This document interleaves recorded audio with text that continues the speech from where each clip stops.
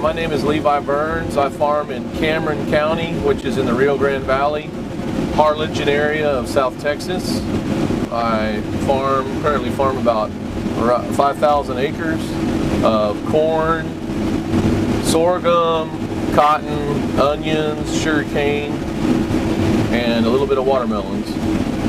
It's in my blood, it's in my heart, it's my passion. I'm a 5th generation farmer on my dad's side and a 4th on my mom's side. So both of my grandpas were farmers, and my roots are deep in farming. And my son, who's 10, already has had the passion for many years. Got plans to continue this. I love it, wouldn't want to do anything else.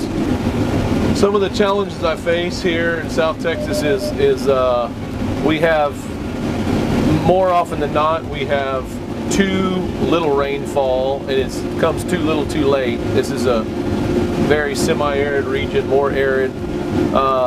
So dry land farming is tough down here to be able to get the planting moisture and then to get a timely rain to be able to make a crop.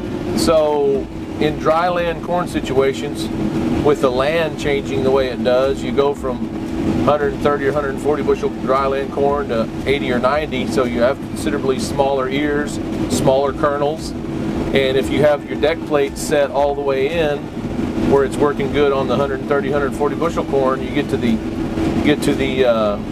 burned up corn, you're getting a lot of shatter on the stripper plates and on the stalk rollers. And so if there's any kind of opportunity of any contraption or anything that is a prototype or anything that will help me get all the crop that I've grown into my header and into my grain bin, then I'm all for it. So if I've grown the corn, I would like to be able to harvest every kernel that I've grown.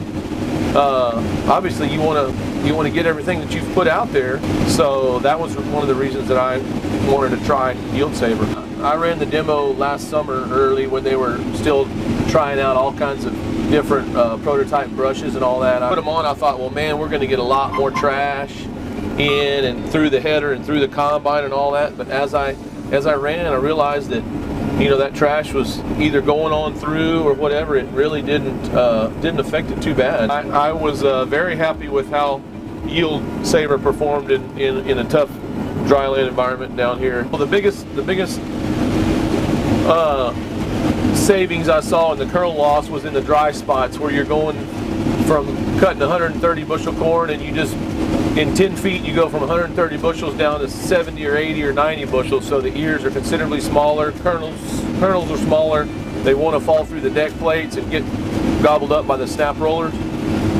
And all those kernels, as they would shatter, the bristles would be pulling them into the header, and then they wouldn't be falling out the bottom. So I saw a significant savings in that. You could actually starve a bird with what we were leaving behind in the combine, you know. So in other words, a bird would have to look for a long time to find a kernel of corn on the ground. So that was a good thing.